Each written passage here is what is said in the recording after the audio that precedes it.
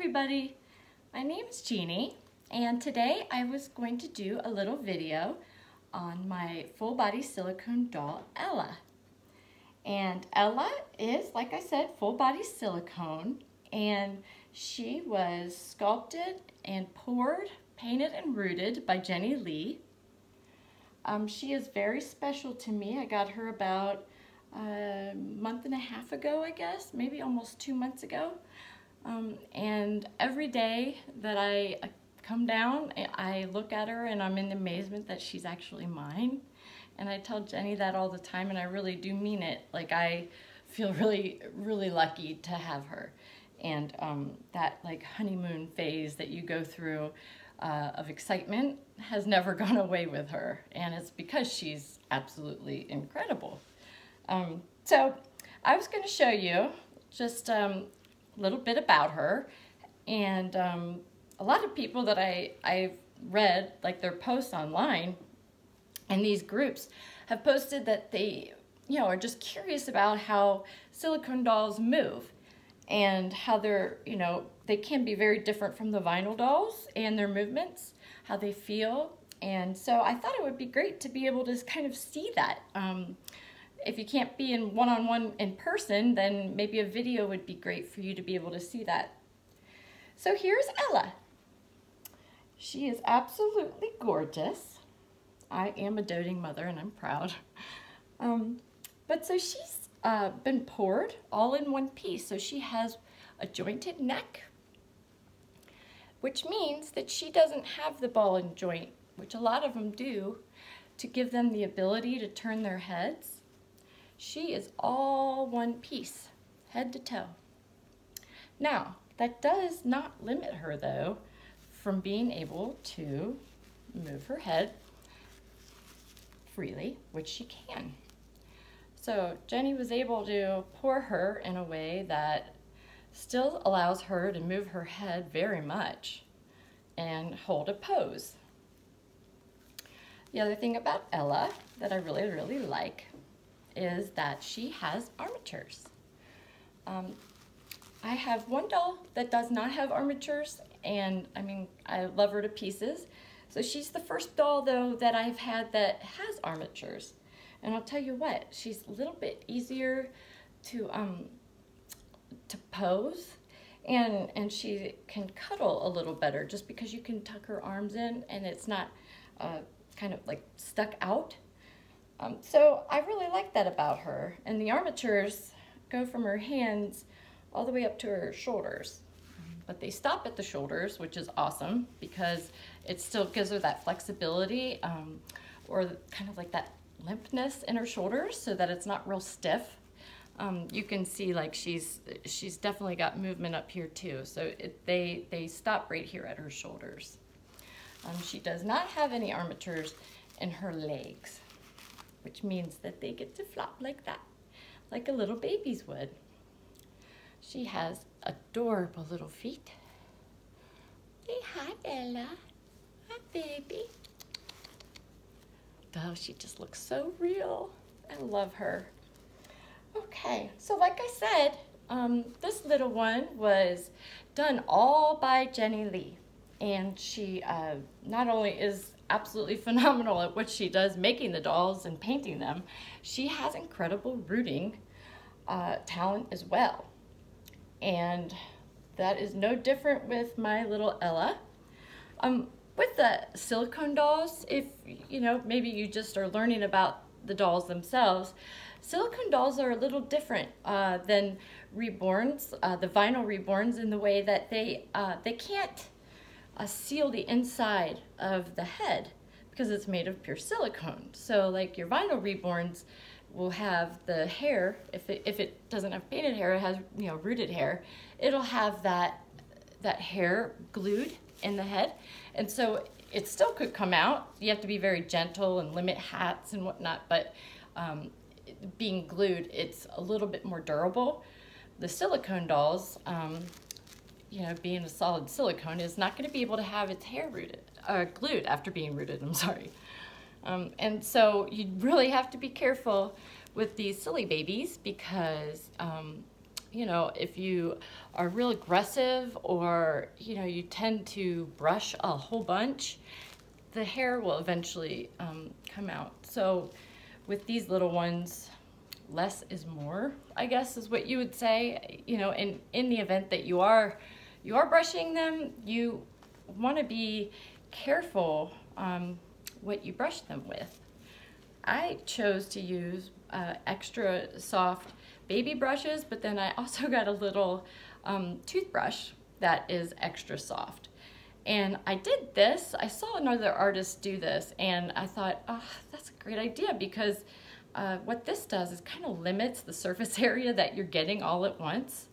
And so, you know, if I don't need to do a certain spot, then I'm not hitting it anyway, you know? So with her, I really don't do a ton, and I don't have to. I mean, like I said, she's rooted perfectly, but she doesn't have like a ton of hair, which I like. None of my babies were born with a bunch of hair, so in all honesty, she looks a lot like my son and my daughter when they were born. And you can see that she has like a light brownish color. Now there's two other Ellas. This is Ella number 1, actually.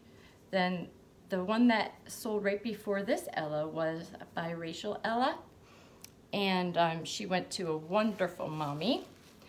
And so that little one, she has a little bit more hair than this Ella, and has like a little strip right here that I'll see when she posts her online. She always has this little strip right here that's darker, and it's kind of almost like a mohawk she does. It's really cute. So yeah, that's the biracial Ella. And then this one is Caucasian Ella. And I was able to do private bidding with her. The first Ella went on eBay, and this one was through private bidding. So there's also a third Ella, which is baby Ella 2, sorry. There's a prototype. This is baby Ella 1, and then there's baby Ella 2 on eBay right now. And so actually this video could probably be helpful for somebody that's looking into that. So where should I go here with this? Okay, so here she is, and I wanted to get like her rooting a little bit closer so you could see that. I mean, it's just absolutely gorgeous and so realistic. I'm just totally in love. Let's see what else makes her special. So she also has an open mouth. And what that means is she can, let me see if I can get that. She can take, squeeze her cheeks. She can take a full pacifier and a bottle. So let me get one. I can put the little one in. See, going in.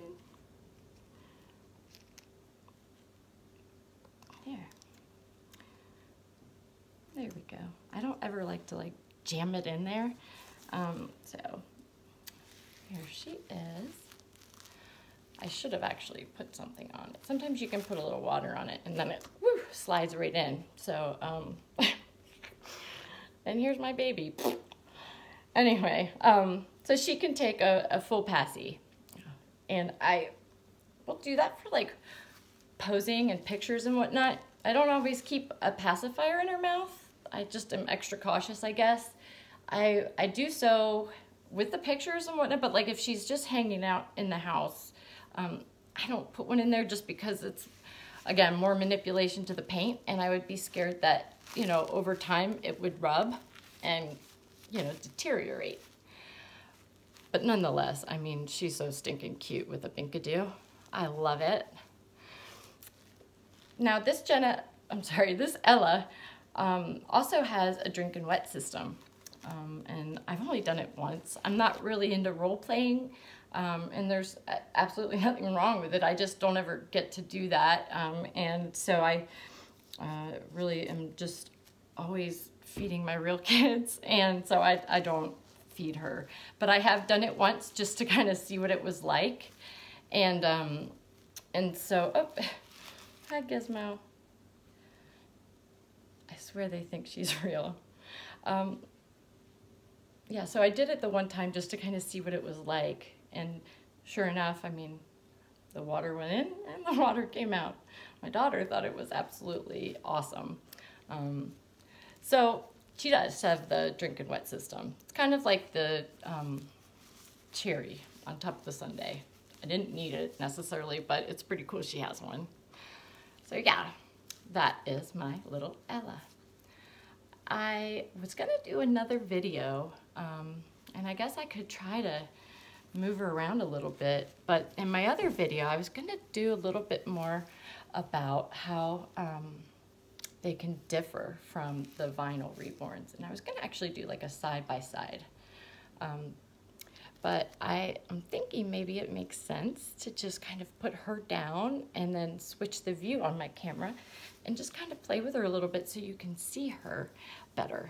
And if my cat doesn't get in the way, which I apologize, but my animals think that they are the one and only in this house, and they have a tendency to want the light shine on them, and that's just the way it works in my house. They're spoiled rotten, just like my kids and my dolls. So let me flip this baby around, and then I can see if I am not able to flip it around. That's right. Okay, well, here she is. I'll try to do this the best I can. This really stinks. I have not learned how to go from where the camera is looking at you in video mode to switching it around in video mode.